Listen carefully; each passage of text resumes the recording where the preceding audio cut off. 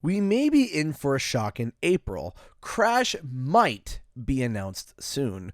We're not 100% sure yet, of course, but there is evidence that points to it. So let's talk about it. Whoa!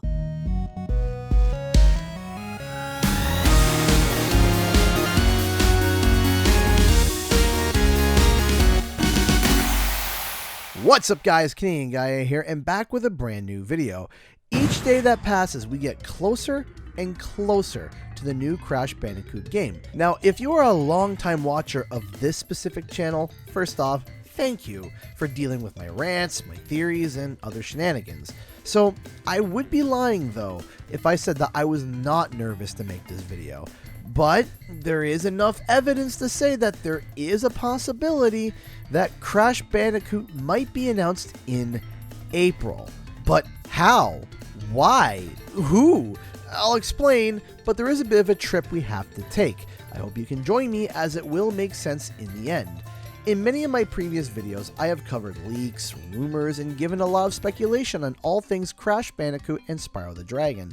And out of those titles, a pattern has arisen. See, Activision announces their games about 6 months before they launch. Sometimes they will announce a teaser trailer that is incredibly short, like 10 to 15 seconds, but the full-scale announcement normally happens about 6 months beforehand. So just remember that for later in the video. One of the leaks that I covered was given to us by the gaming revolution. Having a strong reputation of leaking Call of Duty content, they have risen in the ranks of trust among many in the leaking community.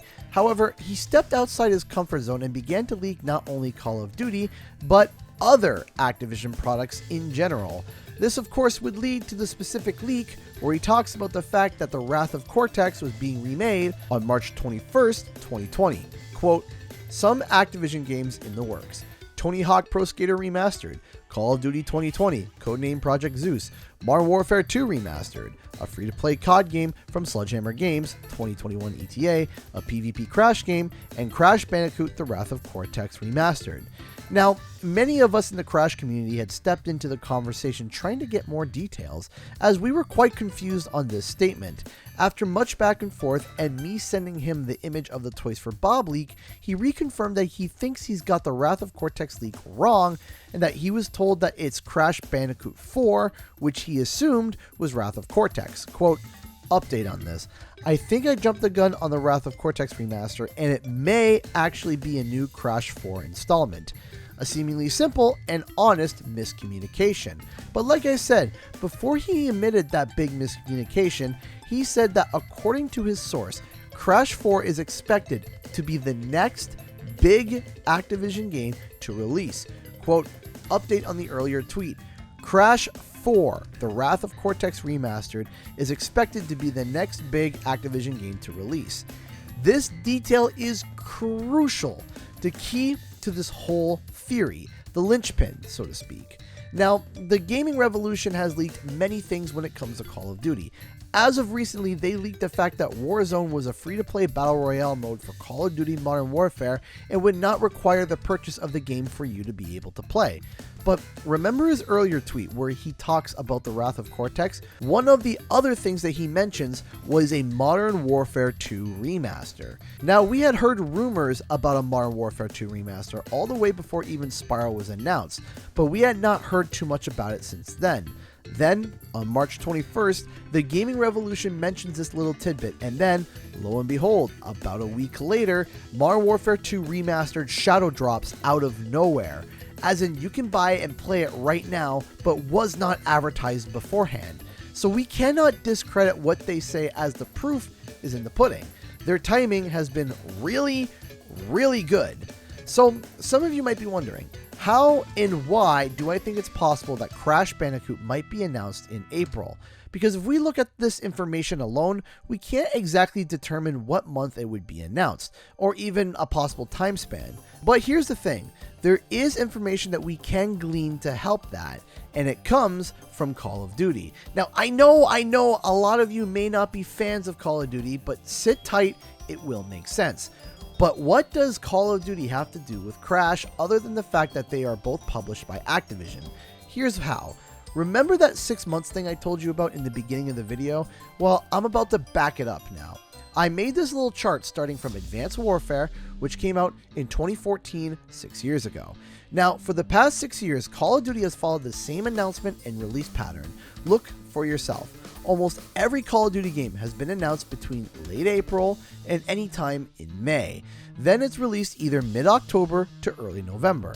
Now, the big detail that you also need to pay attention to is how long it takes between announcement to release. On all Activision titles, the time span is between 5 to 7 months, or 6 months on average. And as you can see, Activision's most profitable game, Call of Duty, hits that pattern to a T perfectly. Now, some sharp COD fans will say that Black Ops 4 had a teaser that came out back in March, and therefore was technically announced then. However, though, this was a teaser trailer to what the reveal was going to be, and not a reveal trailer.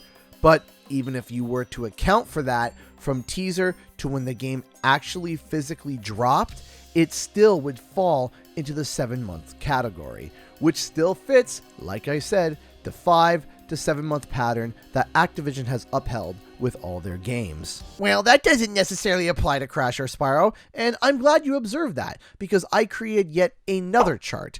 Again, as you can see, 5 to 7 months still applies from release to announcement in this situation. Of course, as we know, Spyro did come out in November, but that's because it got delayed from its original date.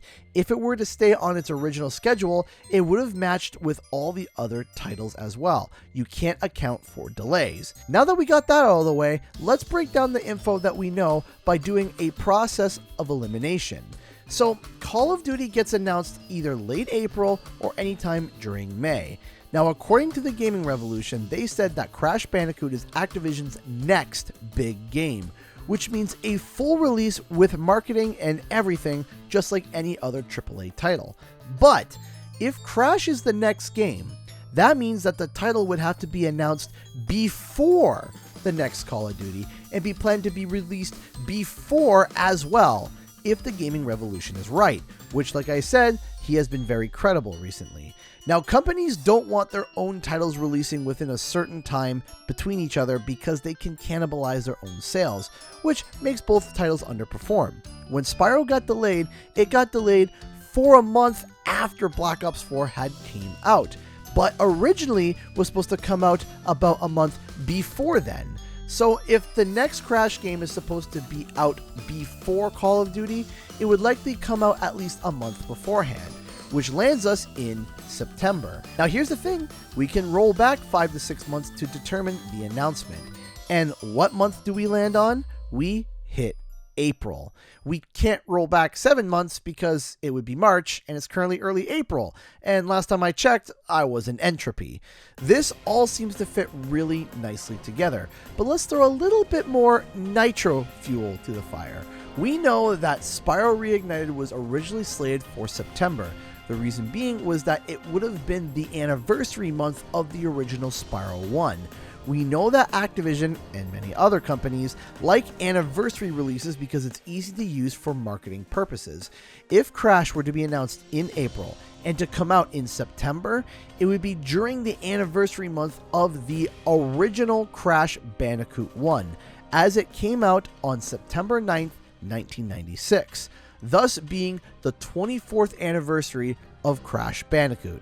Again, giving a little extra spice to this theory.